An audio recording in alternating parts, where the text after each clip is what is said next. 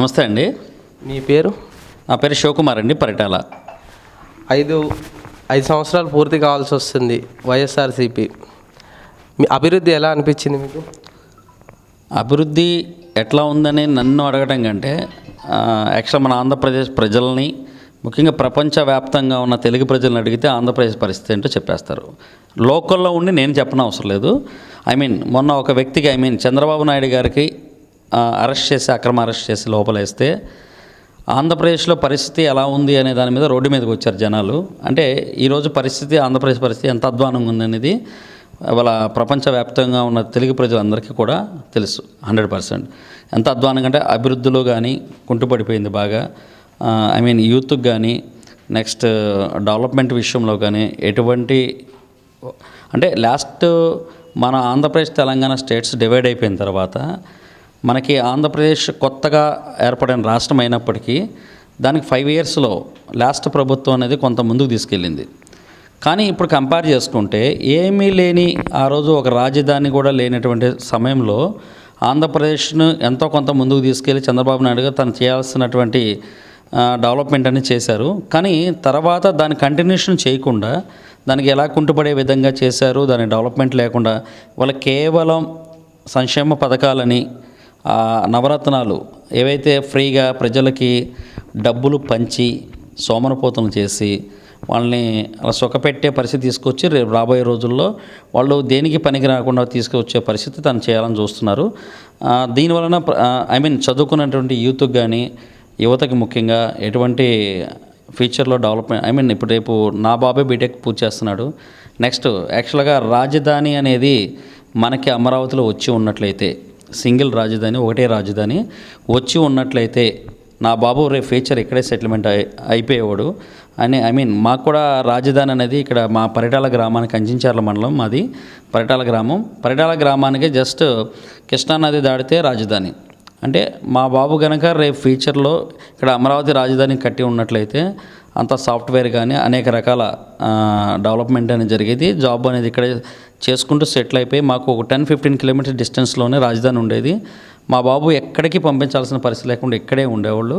కానీ ఈరోజు పరిస్థితి ఏంటంటే ఇవాళ ఆంధ్రప్రదేశ్ నుంచి ఇంకొకసారి గనక ఇదే ప్రభుత్వం కంటిన్యూ అయితే గనక ఆంధ్రప్రదేశ్ను వదిలి వెళ్ళాలని చాలామంది ఒక దృఢ సంకల్పంతో ఉండి ఆ పరిస్థితి తెచ్చుకోకూడదని ఎదురు చూస్తున్నారు. ఎప్పుడు ఎలక్షన్స్ వస్తాయో చూపిద్దామని. First Bihar, AP. ఓకే, ఇప్పుడు రాజధాని వచ్చినా సరే కంపెనీలు వస్తాయని మీరు అనుకుంటున్నారా మన జగన్ హయాంలో? రాజధాని అనేది అసలు ఆయన 3 ముక్కలాట్లాగా తయారు చేస్తారు దాన్ని. అంటే తను అంటున్నాడు తప్ప ఎక్కడ ఇంతవరకు కూడా దాన్ని పూర్తి చేసే భాగంలో 5 ఇయర్స్కి ఎటువంటి అభివృద్ధి అనేది చేయలేదు. ఎటువంటి రాజధాని అనేది పూర్తి చేయడం, 3 రాజధానులు అని చెప్పి ఒక రాజధాని కూడా పూర్తి చేయడం అనేది జరగలేదు. ఆయన ఏది మొదలుపెట్టినా దాన్ని హైకోర్టు ఇది కరెక్ట్ కాదు అని ప్రతి విషయంలో మొట్టికాయలు వేస్తూ దాన్ని ఆపే కార్యక్రమం హైకోర్టు కానీ న్యాయస్థానాలు ఎప్పుడూ అనవసరంగా ఆపవు. అందులో ఏదో లొసుకులు ప్రాబ్లమ్స్ ఉంటేనే ఆపుతారు. అన్నీ ఆగిపోతున్నాయి అంటే తను ఏ పని చేసినా ఆగిపోతుందంటే కారణం ఏంటంటే కేవలం తను చేసే పని కరెక్ట్గా లేకపోవడం వల్లనే. 100% రేపు సింగిల్ రాజధాని ఇక్కడే అభివృద్ధి అనేది చెందుతుందంటే 100% మేము చూసాము. రాజధాని కన్స్ట్రక్షన్ టైంలో మాకు తెలిసిన విషయము 3 షిఫ్ట్లుగా షిఫ్ట్కి కనీసం 50,000 మంది వర్క్ చేస్తారంట. బీహార్, ఒరిస్సా అనేక ఏరియాస్ నుంచి మన ఏరియాకు వచ్చి పనులు చేసుకునే పరిస్థితి. యాక్చువల్గా వారణాసి, కాశీ అలా వెళ్ళొస్తున్న టైంలో కూడా మన ఆంధ్రాలోకి ఒరిస్సా వాళ్ళు వీళ్ళందరూ వస్తున్నారు. ఎందుకని అడిగితే ఇక్కడ ఆంధ్రాలో మేము వర్క్ చేస్తున్నాము అంటే ఎక్కడెక్కడ వాళ్ళకు కూడా ఎంప్లాయ్మెంట్ కల్పించారు, పనులు కల్పించారు. ఈరోజు మనకు పని లేక పక్క రాష్ట్రాలకు వెళ్ళిపోయే పరిస్థితి. ఓకే, రైతులకి, ఆడవాళ్ళకి ఎలాంటి సదుపాయాలు కలిగించారంటారు మన జగన్ గారు? మహిళలకి 18 సంవత్సరాలు అది 18,500 ఇది అమౌంట్ వేస్తున్నారు. ఇది 45 ఇయర్స్ అబోవ్ ఉన్న వాళ్ళకి. యాక్చువల్గా నేను కూడా పెన్షన్ తీసుకోవాలి, పాసిబిలిటీ అవ్వాలి. ఎందుకంటే మడమ తిప్పని జగను 45 ఇయర్స్ ఉన్న ప్రతి ఒక్కరు కూడా నేను పెన్షన్ ఇస్తా అని చెప్పాడు మొట్టమొదట.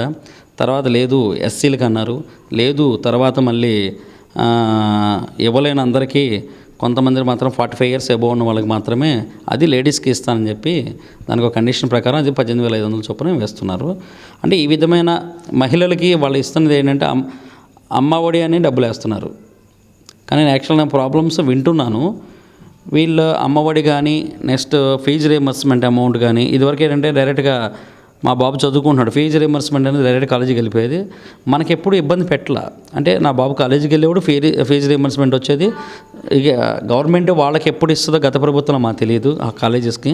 కానీ ఇతను మేము ఇస్తున్న సంక్షేమం ఇంత అమౌంట్ ఇస్తున్నారు మీరు తెలియాలి అనే ఉద్దేశంతో మహిళల పేరు మీద వేయటం జరుగుతుంది. కానీ అది కూడా 2-3 సార్లు దఫాలుగా 3 భాగాలుగా వేయటం వల్ల వీళ్ళు వచ్చిన డబ్బులను కొంత వాడుకోవటం వల్ల ఫీజులు ఇన్ టైంలో పిల్లలకు కట్టలేక పలు ఇబ్బందులు పడుతున్నారు. అంటే అమ్మఒడి ఇస్తున్నారు, ఫస్ట్ 15,000 అన్నారు, దాంట్లో మళ్ళీ 1,000 రూపాయలు కటింగ్ అన్నారు, తర్వాత ఇంకో 1,000 కటింగ్. అదంటే ఏదో స్కూల్ డెవలప్మెంట్స్కి అది ఇదని మాట ఇచ్చారు, దాన్ని మాట తప్పిన పరిస్థితి మనం చూస్తున్నాము. ఈ విధంగా ఇస్తున్నారు. కానీ ఇవి నెక్స్ట్ ఒకప్పుడు కూలీలు ఉండేవాళ్ళు, వాళ్ళు వెళ్ళి వ్యవసాయం చేసుకునేవాళ్ళు. ఇవాళ వ్యవసాయం చేసుకోవడానికి కూడా ప్రభుత్వం ఎటువంటి సదుపాయాలు కలిగించట్లా. మాది రైతుల ప్రభుత్వం అని చెప్పారు తప్ప ఎటువంటి అభివృద్ధి అనేది నోచుకోవడం లేదు. మొత్తానికి ఈసారి ప్రజలు ఎటువైపు వెళ్తారనుకుంటున్నారు, ఎటువైపు సపోర్ట్ చేస్తారనుకుంటున్నారు? అంటే యాక్చువల్గా అది క్వశ్చన్ వాళ్ళ ఆంధ్రప్రదేశ్ మొత్తం ఏకకంఠంతో చెప్తున్న పదం ఏంటంటే ప్రభుత్వం మారితేనే అభివృద్ధి అనేది చెందుతుంది. అంటే గత ప్రభుత్వం ఇచ్చింది సంక్షేమ పథకాలు, ఈ ప్రభుత్వం ఇచ్చింది సంక్షేమ పథకాలు. ఓకే, ప్రతి ప్రభుత్వం నెక్స్ట్ ఎవరిచ్చినా కూడా నాకు తెలిసి ఏంటంటే రాజశేఖర రెడ్డి గారు గవర్నమెంట్లో అంతకుముందు నందమూరి తారక రామారావు గారు ఉన్నారు, ఆయన కొన్ని సంక్షేమ పథకాలు పెట్టారు.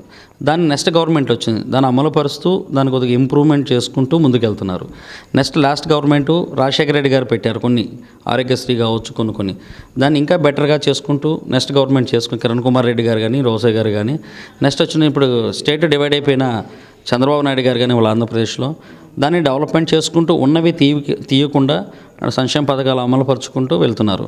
కానీ జగన్మోహన్ రెడ్డి గారి తీరు ఎలా ఉందంటే సంక్షేమ పథకాలు నేను మాత్రమే ఇస్తున్నాను, నేను ఇచ్చేవే కరెక్టు, సంక్షేమ పథకాల కోసం కొన్ని లక్షల కోట్ల అప్పు చేస్తూ, అంటే ఒకటండి, నువ్వు సంక్షేమ పథకాలు ఇవ్వచ్చు, ఎప్పుడు ఇవ్వచ్చు, మన దగ్గర ఇన్కమ్ ఉంటే ఇవ్వచ్చు, అప్పు చేసి ఇవ్వడం అనేది కరెక్ట్ పాయింట్ కాదని మా ఆలోచన. అంటే అభివృద్ధి చెందితేనే ఇండస్ట్రియల్గా డెవలప్మెంట్ చెందితేనే ఇన్కమ్ వస్తుంది గవర్నమెంట్కి, ఇన్కమ్ వస్తేనే ఖర్చు పెట్టం. మనకి సంపాదన ఉంటేనే కదా సార్ మనం ఖర్చు పెట్టుకోగలం. అది లేకుండా మనం మీరు ఎన్ని సంక్షేమ పథకాలు ఇచ్చినా ప్రభుత్వం అనేది రాబోయే రోజుల్లో 100% ఇబ్బంది, ప్రజలు అనేక రకాలుగా ఇబ్బందులు పడుతున్నారు. రోడ్ల విషయంలో కావచ్చు, పెట్రోల్ డీజిల్ కావచ్చు, నిత్యావసర సరుకులు కావచ్చు, నెక్స్ట్ అనేక మద్యం విషయంలో కావచ్చు, అనేక రకాలుగా ఎంప్లాయ్మెంట్లో కావచ్చు. నేను గవర్నమెంట్ ఎంప్లాయీస్ ఇదివరకు మొత్తం నేను చాలామందిని ఎంక్వైరీ చేశాను. వారు చెప్పేటటువంటి మాట ఏంటంటే మాకు ఇవ్వాల్సినవి చాలా కూడా ఏవి కూడా ఇవ్వకుండా వాళ్ళకి సంబంధించిన పేమెంట్లు కూడా గవర్నమెంట్ వాడేసుకున్నట్టు. ఇంకా సింపుల్ చిన్న లాజిక్ అండి, ఎంత అప్పు చేశారనే దాని మీద ప్రభుత్వం అనేది రాబోయే 15 సంవత్సరాలు తాగుబోతులను కూడా తనఖా పెట్టేసి అప్పు తీసుకొచ్చారంట ఒక మైనింగ్ దీని మీద కూడా. ఇక శాండ్ మైన్ అయితే ఇక మా పక్కనే ఉంది కృష్ణానది. యాక్చువల్గా నేను హౌస్ కన్స్ట్రక్షన్ చేసుకున్నప్పుడు మాకు 5 కిలోమీటర్స్ అండి కృష్ణానది. 5 కిలోమీటర్ దూరంలో మాకు 300 నుండి 800 రూపాయల్లో వచ్చేసేది ఒక ట్రక్ ఇసుక. కానీ ఇప్పుడు 4,000 నుండి 10,000 పెట్టినా కూడా దొరకని పరిస్థితి. అటువంటి పరిస్థితి. ఇక ముందు బాబులు అయితే పలు ఇబ్బందులు పడుతున్నారు అనేక రకాలుగా. ఫైనల్గా ఏమంటారు ఈసారి? టీడీపీ జనసేన పొత్తులో కలిసి వస్తున్నాయి. సో మరి వీళ్ళని నిలబడి జగన్ మళ్ళీ వస్తాడు అనుకుంటారా, వీళ్ళే వస్తారా? 100% మేమేం చెప్తున్నామంటే మాకు తెలిసిన అంచనా ప్రకారం, వింటున్న సర్వేల ప్రకారం ప్రజల యొక్క, ఎందుకంటే మేము రియల్ ఎస్టేట్ చేస్తున్నామండి, మేము చేసేది కనిగిరి ప్రాంతం ప్రకాశం జిల్లాలో. అనేక ఏరియాల నుంచి మన ప్రాంతంలో అది ఫ్లాట్స్ కొనడానికి వస్తూ ఉంటారు. వైజాగ్ కావచ్చు, హైదరాబాద్ కావచ్చు, బెంగళూరు కావచ్చు, పూణే కావచ్చు, మహారాష్ట్ర కావచ్చు. ఇప్పుడు దగ్గర మేము ఒక 8 దేశాల్లో ఉన్న కస్టమర్స్కి ఇప్పించాము. మన మన ఇండియాలో అన్ని రాష్ట్రాల్లో ఉన్న వ్యక్తులకు ఆల్మోస్ట్ ఇప్పించాం. అంటే మేము ఎందుకు చెప్తానంటే ఈ పదం, వీళ్ళని వచ్చినప్పుడు కస్టమర్స్ని మేము వెళ్తూ ఉంటాం సైట్కి, వెళ్ళేటప్పుడు దానిలో భాగంగా అడగడం జరుగుతుంది. ఏంటి పరిస్థితి అంటే అసలు సమస్యే లేదు, వైజాగ్ వాళ్ళే మాకు వద్దు అసలు ఈయన అని చెప్పే పరిస్థితి. మీకు సింగిల్గా ఒకటే నేను చెప్తుంది, శ్రీకాకుళం నుండి మన గుంటూరు డిస్టిక్, కృష్ణా గుంటూరు అయిపోయేలోపు ఈస్ట్ వెస్ట్ ఇవన్నీ తీసుకుంటే వైజాగ్, మన గుంటూరు డిస్టిక్ దాటే లోపే ఇంకా మిగిలినవి కూడా అవసరంలా. ఈస్ట్ వెస్ట్ శ్రీకాకుళం, విజయనగరం, వైజాగ్, కృష్ణా గుంటూరు ఇక్కడే గవర్నమెంట్ ఫామ్ అయిపోద్దండి. అది వీళ్ళిద్దరు కలయికతోనే, పవన్ కళ్యాణ్ చంద్రబాబు నాయుడు కలయికనే. ఇక దాన్ని ఎవరు బీటౌట్ చేయడం కష్టం. ఇక్కడే గవర్నమెంట్ ఫామ్ చేయడానికి 100 సీట్స్ అబోవ్, 100 సీట్లు పైనే గెలిచే అవకాశాలు ఉన్నాయి. Thank you.